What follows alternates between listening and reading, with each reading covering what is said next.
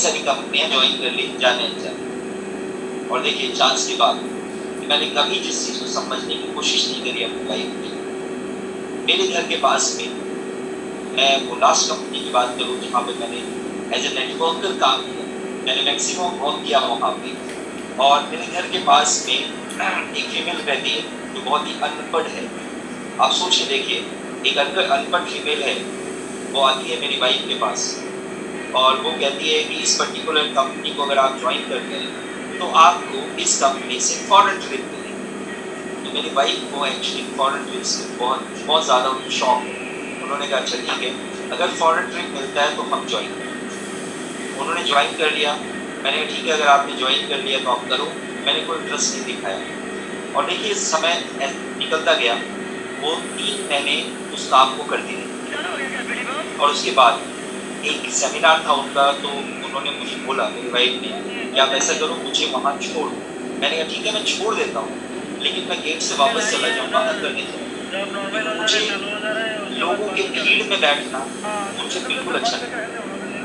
मैं बहुत शांत अपने कमरे में बैठना पसंद करता हूँ। मुझे लोगों के भीड़ में बैठना वहाँ बिल्कुल पसंद नहीं था।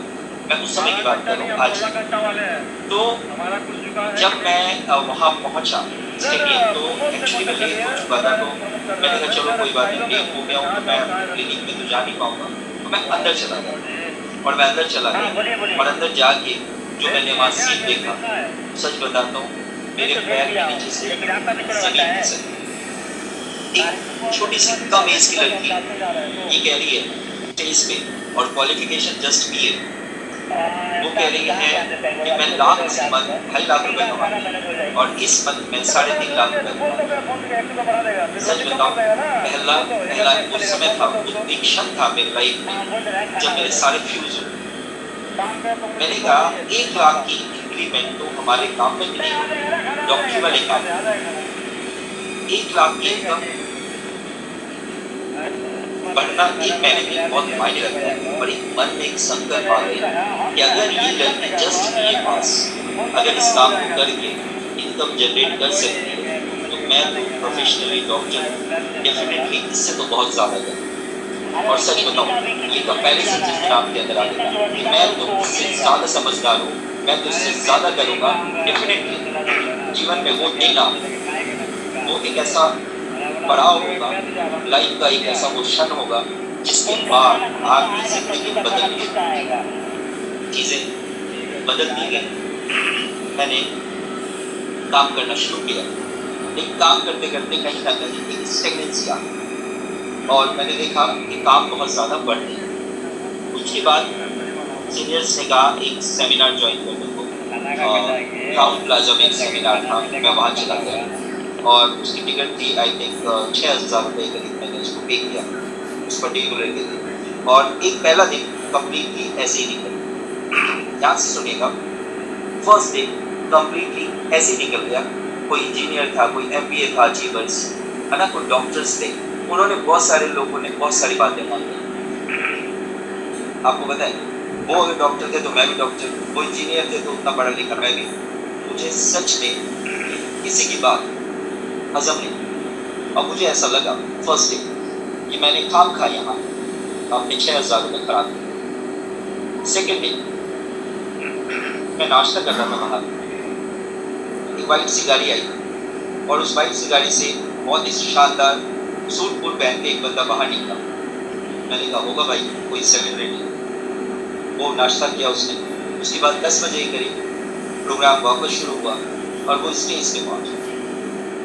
स्टेज पे पहुंच के उसका पहला सेंटेंस कि मैं पेशे से दर्जी हूँ। सच बताऊँ, मैं हैरान हो गया कि यार क्या हार्ड बात है बंदे की, और कह रहा मैं पेशे से दर्जी हूँ। और उसने बताना शुरू किया कि मैं 8वीं फेल।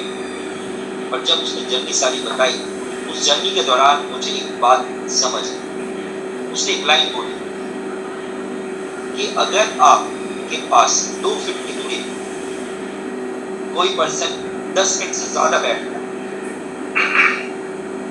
कोई पर्सन 10 मिनट से ज़्यादा बैठता है और आप उसको अपने बिजनेस के बारे में नहीं बताते, इसका मतलब है आप अपने बिजनेस के लिए सीरियस हो। सच बताऊं, वो एक पल था जिससे मेरी जिंदगी बदली। मुझे लगा कि मैं तो 1-1 घंटे पेशेंट के साथ कई बार बैठता हूँ और मैं अपने बिजनेस के बारे में इसलिए नहीं बताता कि मेरी बेइज्जती हो जाए।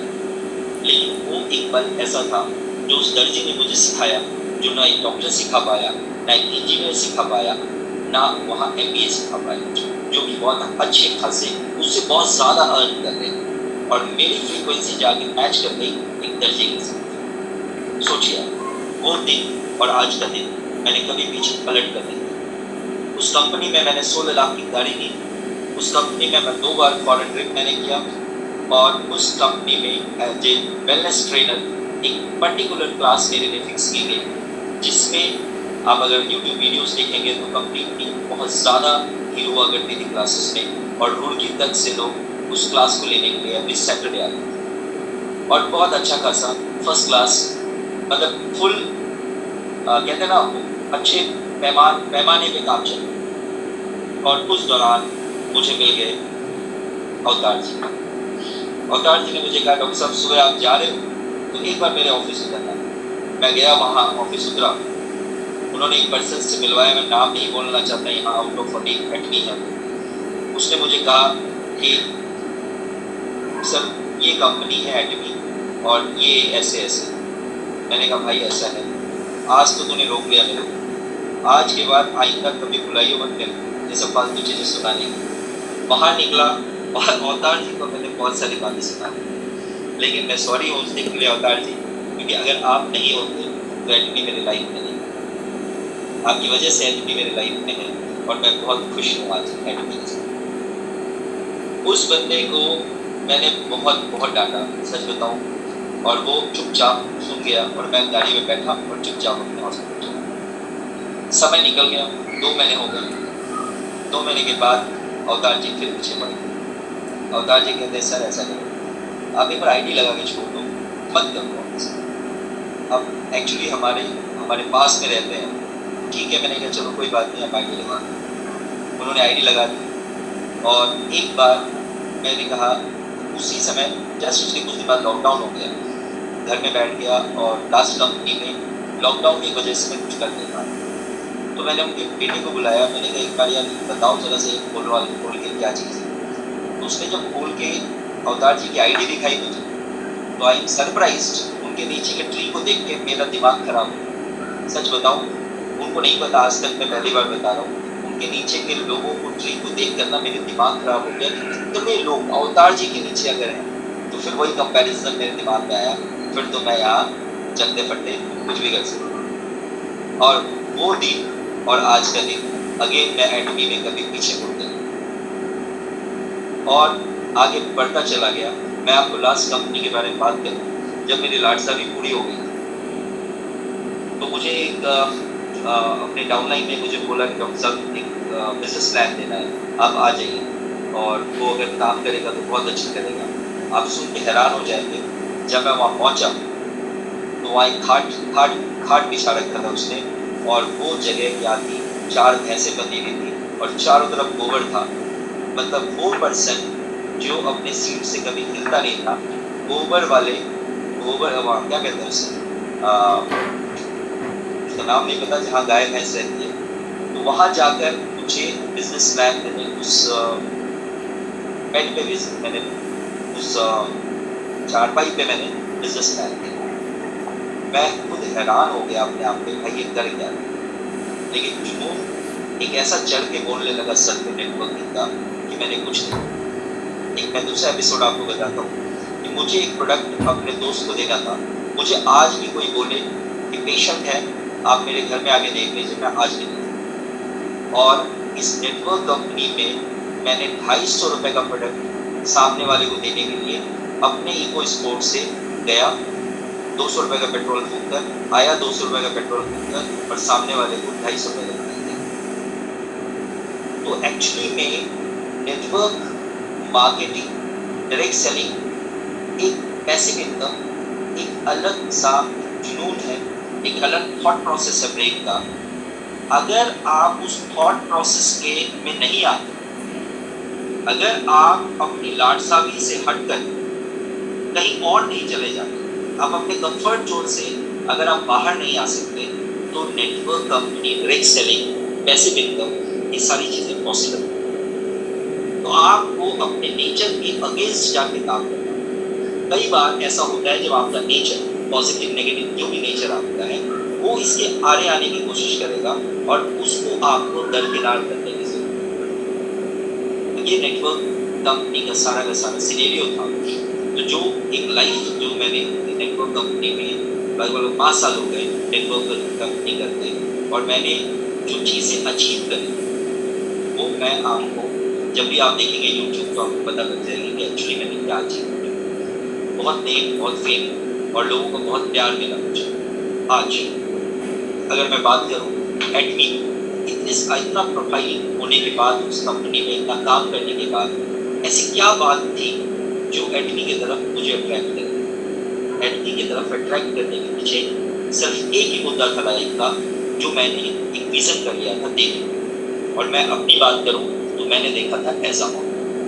मैंने जब एजामॉल को स्टडी किया, जब मैंने एजामॉल को देखा तो मुझे समझ में आ गई कि जिस दिन भी एजामॉल इंडिया में आएगी, जिस दिन भी आएगी, उस दिन जितनी नेटवर्क कंपनी मार्केट में आज के टाइम में एग्जिस्ट कर रही है, इंक्लूडिंग जो कंपनी में मैं था, उसके सिस्टम को देखकर, उसके प्रोडक्ट को देखकर और एजामॉल को देखकर मैं आपको गारंटी दे सकता हूँ कि वो कंपनी आने वाले टाइम में मार्केट में बिल्कुल वैसे ही एग्जिस्ट नहीं करेगी जैसे नोकिया गायब, रेडियो गायब।